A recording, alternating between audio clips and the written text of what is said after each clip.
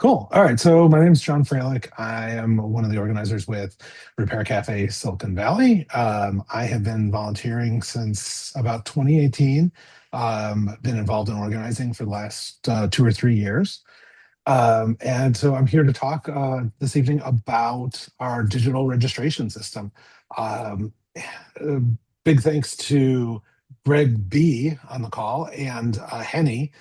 They've been the ones who have really been spearheading this project and actually got it up and running, and it's made a huge difference to our lives. Quick little bit about us, Repair Cafe Silicon Valley.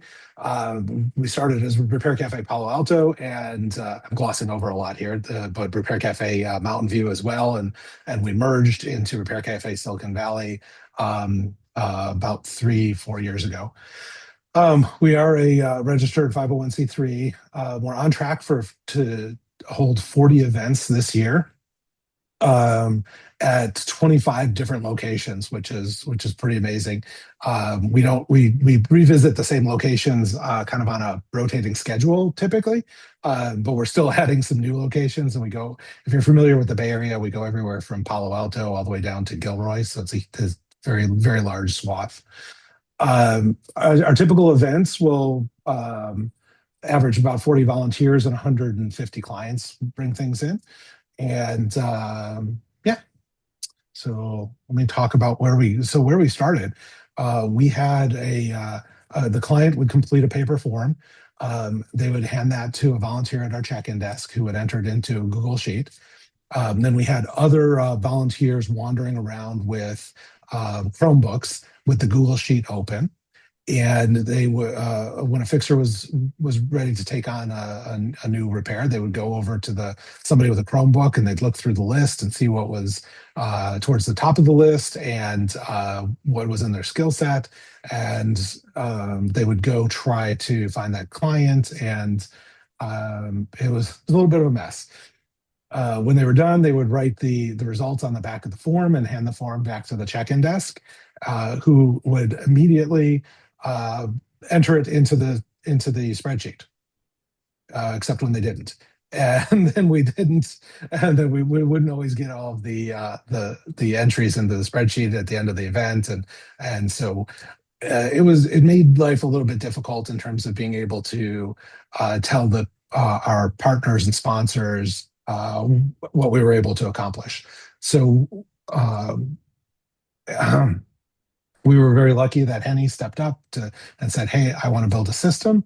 And one of some of the goals that we had was we wanted to make it user friendly for every level of volunteer and for every level of client that was coming in.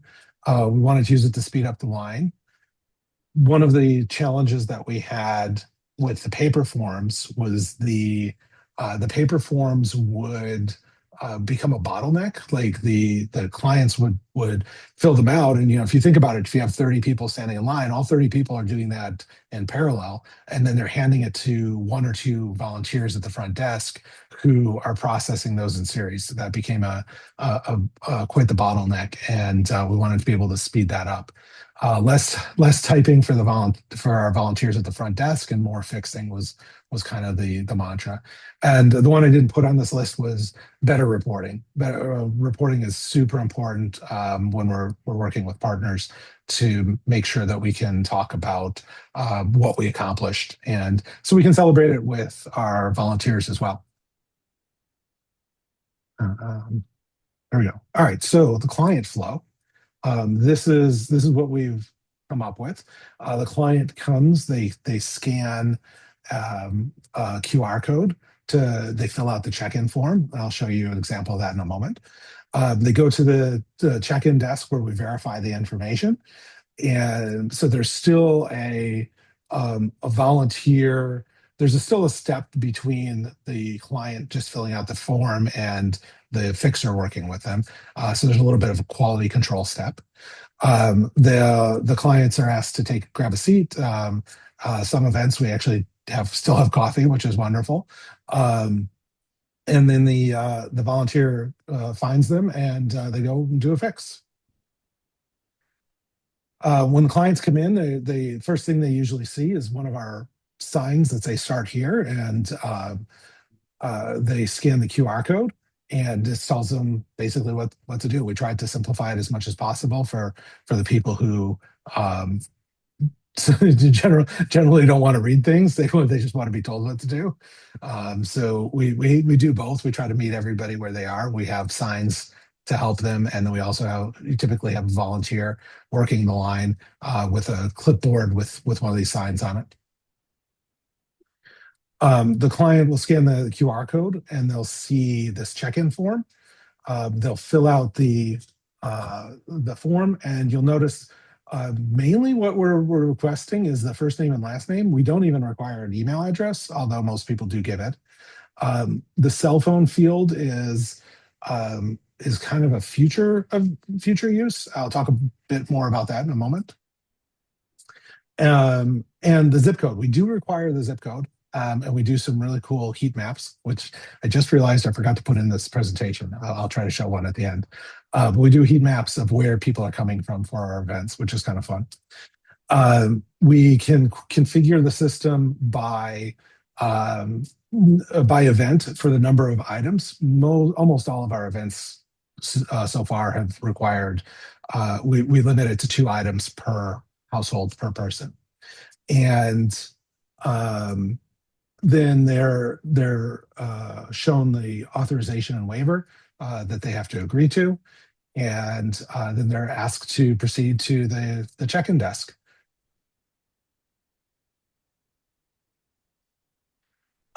Once they get to the check-in desk, one of our volunteers is sitting there, typically with a laptop. This could actually be done on an iPad or even technically even a phone, I suppose. But we do it on a laptop right now because that's the best way to connect to our printer. They look through the queue. They find the client that's already filled out their form. They find them in the queue. The volunteer actually does a little bit of quality checking here, asks them they assign a category to the item, and they will read the issue and make sure they understand it, add some notes if necessary to help the fixers when they get to the board, which I'll show you in a moment.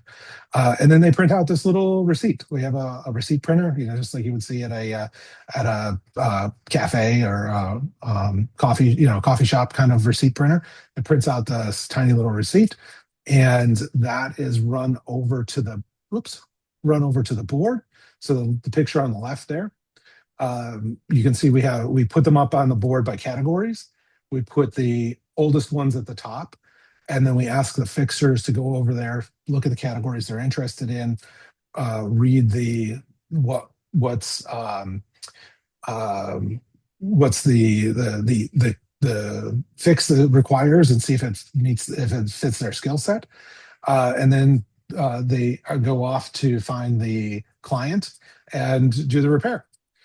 One future that I alluded to, one future enhancement that we're working on is we are going to start using the client's phone number, and we'll have a QR code that will let the fixer just scan the QR code, and it'll automatically text the client and let them know that we're ready for them. One of the guiding principles of building the system was we wanted to make sure that we were protecting the client's confidential information. So I'm going to go back a slide. So you'll see on the receipt that prints out, it's as minimal as possible. We don't put the email address on there. We don't put the phone number on there. That blank box in the bottom left is going to be the QR code for texting the person, and it'll all be done kind of anonymously. So that way we're not exposing the client's personal information on all these little pieces of paper. So the fixer will go up to the board. They'll pick the one they want. They'll go do the fix, and then at the end they'll scan the QR code that allows them to submit the outcome. They'll enter their name, and they'll put the outcome in there. We're still kind of playing with these categories a little bit. Fixed, diagnosed, not fixed, And take it home is one that we added recently because we've had a few fixers take stuff home, and we always stress that that's a an arrangement between the fixer and the client. But we do want to kind of keep track of it. Like, okay, it wasn't fixed at the event, and we're seeing, I don't know, between 3 and 5, I think, per event being taken home. And so that was the presentation. I'll pause for questions, and then I think we're going to do a little bit of a live demo. Were you Before able we to jump find? to, Oh, I was going to say if you were still able to find that heat map, Yeah, or do you want yeah, to put that in absolutely. the? hey, John, Yeah, go ahead. Henny's on a short fuse. She's got to catch a train. I don't know if you want to Okay. like try to jump over and let her demo real quick. Yeah, Henny, do you want to work? Do you want to take the presentation and do the demo? I unfortunately already had to switch to my phone, so I cannot demo right now because I have to catch a train. I'm sorry about that. Not a problem. Not a problem. Give me. We'll take a couple of questions while I set up, and I'll do the demo from my screen, and I will show you the heat map as well. I had a nosy curiosity question. In your list, I saw special skills and other, and I was curious what, like, just some examples of what would fall into both of those Yeah. categories. Special skills, let me take that one. Special skills are devices that will kill you if you don't know what you're doing, such as a microwave oven, which is high voltage, or a lawnmower with its sharp blades. Other is just the bizarro, random, wacky stuff. Guy comes in with, I forget what it was, a radio, but the battery had swollen in the battery compartment and couldn't get out. How do we get the battery out of the battery compartment? Which it turned out, because it was a double A, it has that little thing on top of the positive. You can grab that with a pair of pliers and just pull gently, and it came right out. That's so, yeah. So, John, how do you get people to sign the TNCs? So we do that with the I agree form. Here, let me show you that. Let me share my screen again, and I will share this window. So first of all, this is the heat map that we do. So it shows where the star in the middle there is where the event was took place, and then we just put in a list of all of the zip codes, and it gives us these little bubbles to see where people are coming from. I haven't. My theory about some of these little outlying ones and twos are they're actually volunteers that are coming in. I need to play with the data to test that theory and see if that is actually the case. There's So another, there's before we keep going, there's one more question in the chat from Tom who asks, you mentioned visitors can bring two items. Is the data for both repairs entered at the same time? And how is the priority of these two managed if entered at the same time? That's up to the client. The client can, fill out the form twice and then both items go in. Both items then get printed out separately. And this is one of those great debate questions. We go back and forth on this in terms of everyone's first item versus any second items, or for being it varies. Sometimes people bring in two of exactly the same thing, two fans, same make and model. It makes no sense to hand them off to another fixer or make them wait to do the second one. So we tell people when you go to the board to grab the paper slips, if there is a second one, you can take it. If the client says, hey, I have another one, go to the board, grab the slip so no one else tries to take it, but you can do both. Because there's also different weight cues, someone like fixing a fan, we have lots of people who can do that. It'll probably get worked on pretty quickly versus something like a microwave where we have very few people who can work on that and maybe waiting a while. So technically, even though the fan was checked in second, it may get processed first. There's a big hand wavy, it depends here. So I can show you that here in action. We'll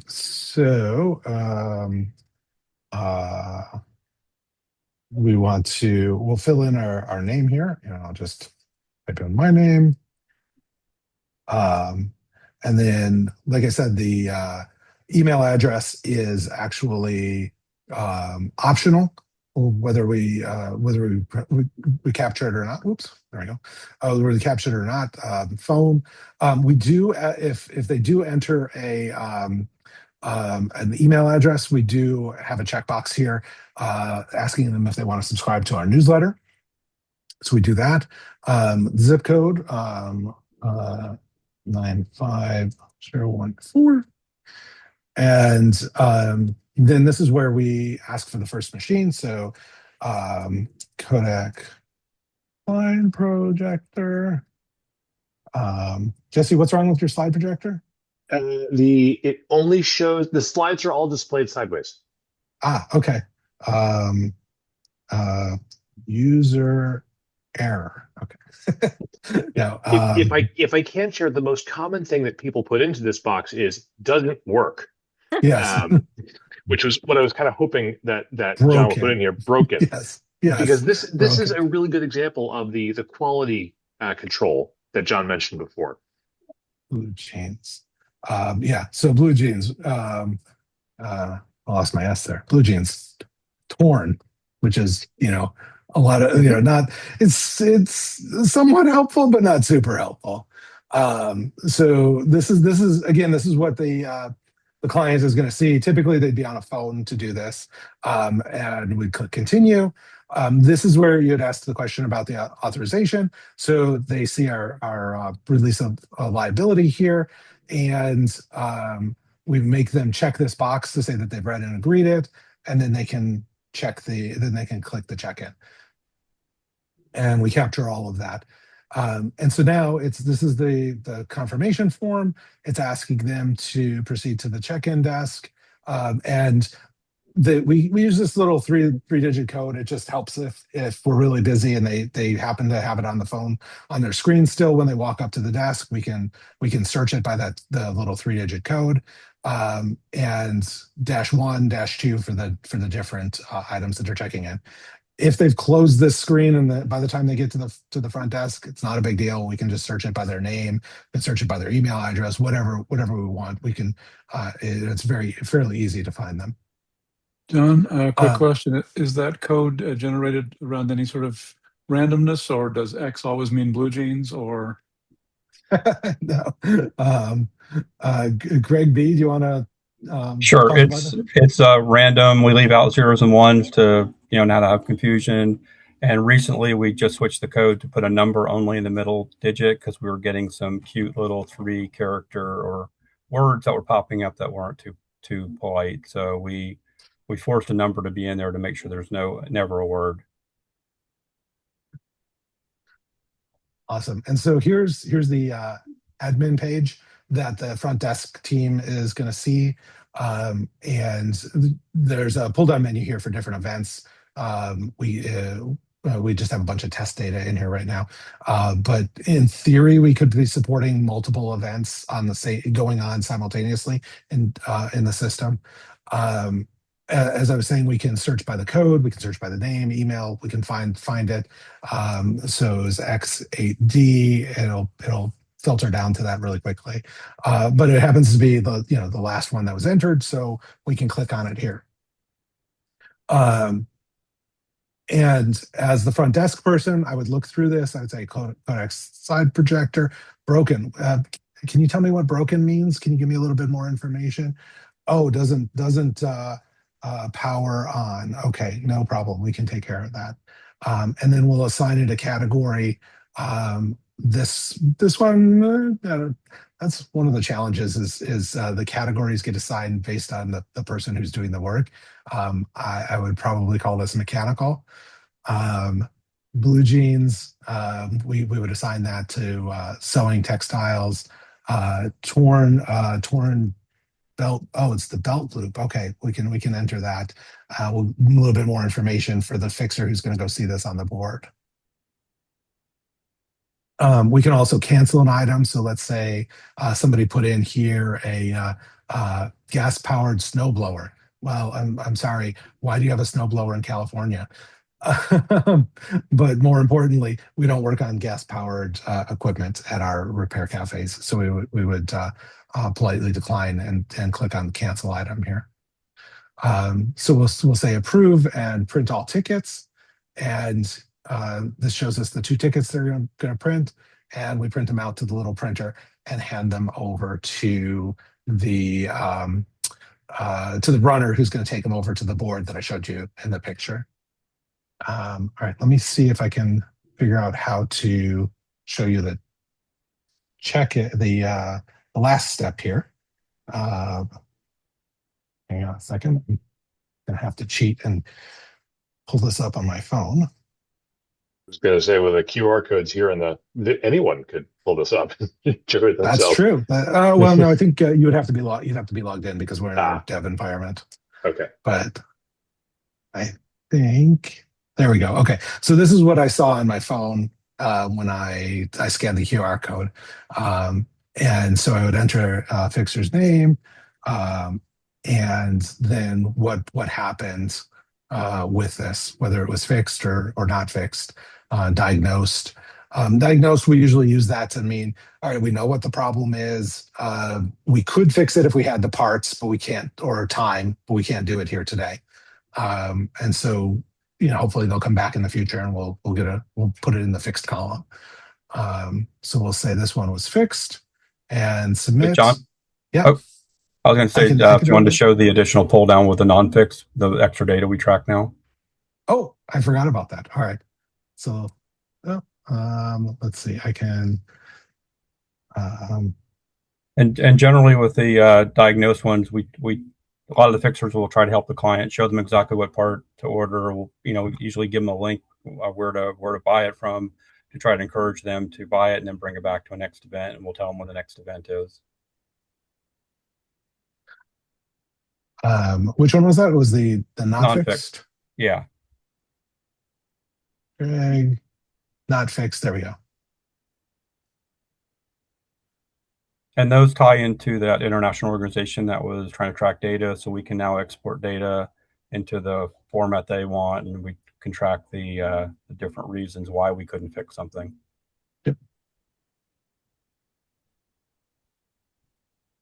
So that is our system in a nutshell. Questions? Question first from Tara is, what platform is supporting this? And you I can take this if you want. We are hosting the website on Vercel, and we're using Supabase as the database and backend. And then Tom asked, did you progress from the paper system to the current system through other iterations?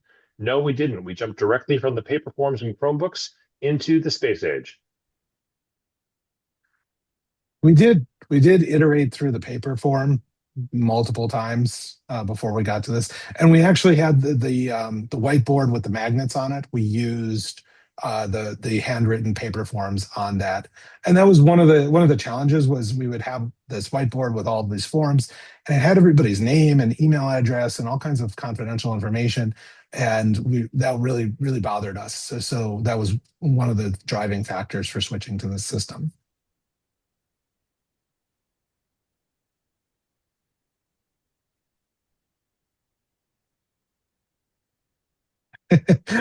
Todd asks, is there a form process for take homes? That's funny you ask. Greg, I believe, made his own form for the stuff he takes home. But no, we don't. We stress that taking things home is outside of the Repair Cafe. So it is not an agreement between the client and the Repair Cafe. And so far, we haven't actually lost too many magnets, amazingly. Trick is to put the board high enough for the little kids not to be able to reach up that high. We did have that one time where a mom will let the kid grab a couple of magnets and sit there and play with them, and it's like, really? That's when you have extras. They have like a whole separate set.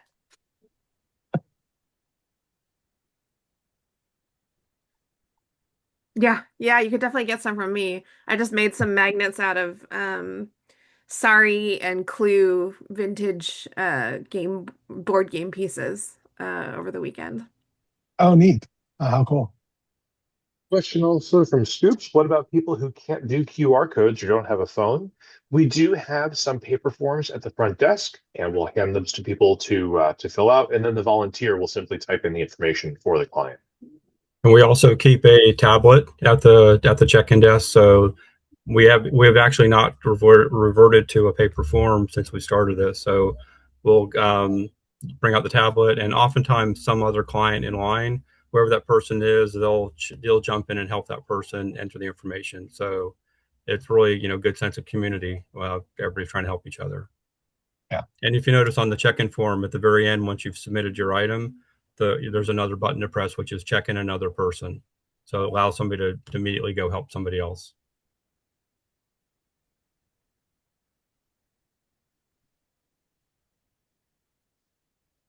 Awesome. Thank you so much, John That's and brilliant. Greg and Jesse and Henny. And I feel like I'm missing a couple of people, but that was awesome. We really My appreciate it. pleasure. Thank you.